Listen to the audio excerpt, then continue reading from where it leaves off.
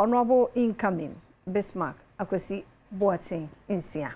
emuache afiam Joseph na bia boko nyankopon adom edanase samsom ho ye de oh nyame adom ye me atampacho quick one mesre wona hwe ye street light ne so okay sa street light na wo tesano please de pohonom ase ya che se ma hu se we so ne wo ase ni made ne so no se bo na ni presso sa esre mo please for otwem anu de mrika sa mun sampanifo no monye traffic light na fama ye why na to da bia ebi omo nsora homachi nto yes to da bia makas ne bope so dodo obi afi se ne 10 years so okọ watch and go no ti esre mo mo hwe street light ne so no the traffic light be be ni afa mani so traffic light no esre mo ada esre mo pa esa ya na ha adwin enye you all joining especially ya na ha adwin and we can say achimota so the same thing so nti ebesre mo ye de ahye mo nsa no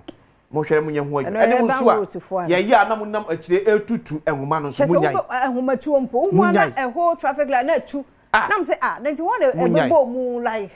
just ye send your masa na ya fe eho de ne ekọ munyai o se no munyai na mo bo ma ne kadodo ko watch and go de anu odin o say we ayi first learner o afina wo hua driving hwe de betwu no na ko wo de hwe de be say be ya be nyam fam bia watch and go makosam pa na make wurade it is a mitimi afam achimota all station ho mitimi fam a de nyame ase where we hodom sunny fm hodom fra ho say na wudi roma call Alisa no okay so say intersection no do traffic light so nyaduma nyaduma utim so akoma so ye rade ntu bo mpa so obi ni wanim na say wudi next na say wona wudi kan ya say be ye we be boss obe enye easy ene ahaya ezi omo head office ye wo hayi so watch and go we join ringway no also say watch and go no so edru ho a waso be hye the traffic light there mwana wo ma mo ma no nya adwuma na no police head of communication so oba ha akofi na me ka kire wo said ya na they had doing say time ye hear say police ebe direct ho no ya ye ntan ho traffic light no wo ho de a anka ne say ye nyina ebe follow but ebi wo ho e wo ho kra no mo direct ye enti time adru watch and go na nke ye hia wo mo say eho na komba be boa ye agina we ama we yakono eho nhwo mi wa be no obi tentem oba mienu bi te ba bi no mo hweye e kan ye say no kora ya no ma bre awia ne hye wo mo sa agina musa ya na no odin but edru sa no so hopa ne ya na ehia wo mo ho ano because tomata all station say ya watch and go ano odin o ye don't mean join because do free no plan e be wura tomata obi o ye dey obi wura the free second so call atomata inside na kasa and also speed odin ti say wo free if I say akweteman na wo ba be wura mu a enye easy nti yesre traffic light no nya duma ko pa ye increase ye cameras no okrom sir if yes ye increase ye cameras no so e okrom na emwa na enu na menim so hu sa video ye abrante ye so jani a okoto share kwesi na dey afia ye mama mfonte ade we ase ya na ye ka kire wo yen to draw of pharmacy and fan ko back serious yen to draw e pharmacy and fan ko back no matter what enu nti na da bi e ka kire say enfiri wo pem ko to draw e pharmacy enfiri wo pem nyese metiya me ya mame para ena no afie tie ne ya no no para we agye no tinsu mba beto ye nye ne sa na me chese se we ru kwanyo no na ko yo em so osumai yes se ela meka no se ba ko suma anko to papa ne ti no ene ye so de kwa gini sika ba ni pa ko no de prescription e ko ya e ka mistake bia ni ba bia e ti afie da bia pharmacist da bia mo ka kire mo most of the time make sure say nipa ni kuta prescription if you to kwa abrochire na okoto adura jawado semtia me yan ko pa adura to na ho de o se na ho yan to adura za ada bi bibia ko hu GP o be ko no na e ho num de wi aye de ye simple ya me ya na ma fe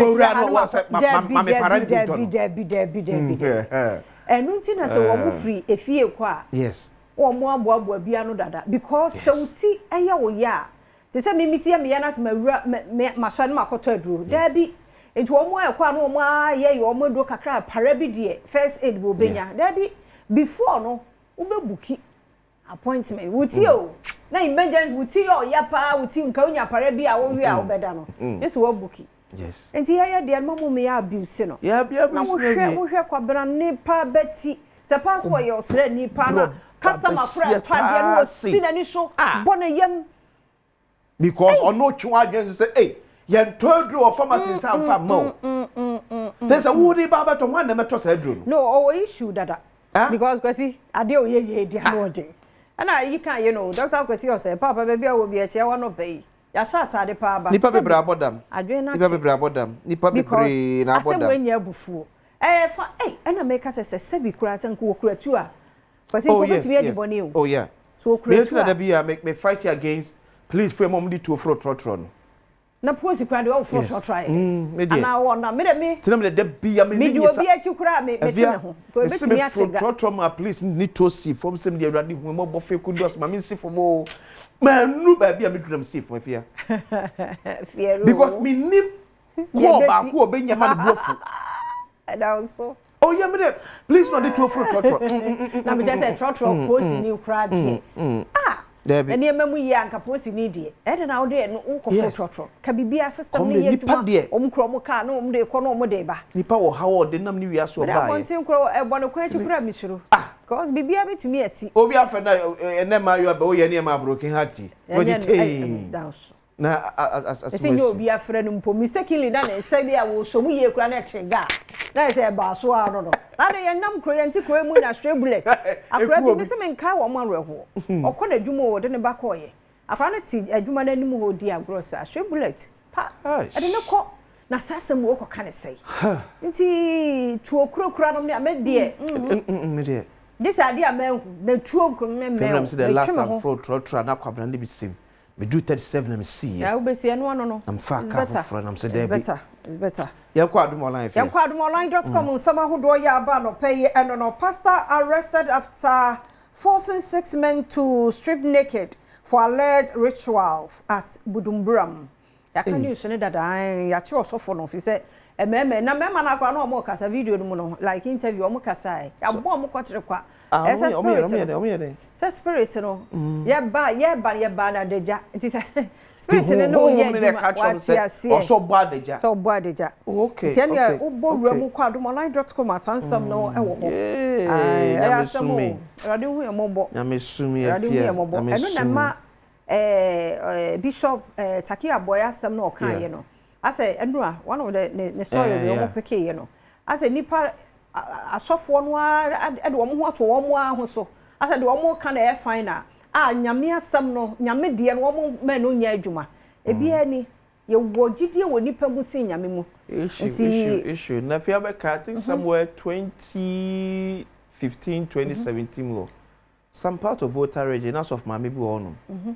otimi conscientize ya man for man ko we so your ba painful obrebe so na hospital ko wo a wo bayifo wa fa akunachi how it became like something say o say chinchina wo fie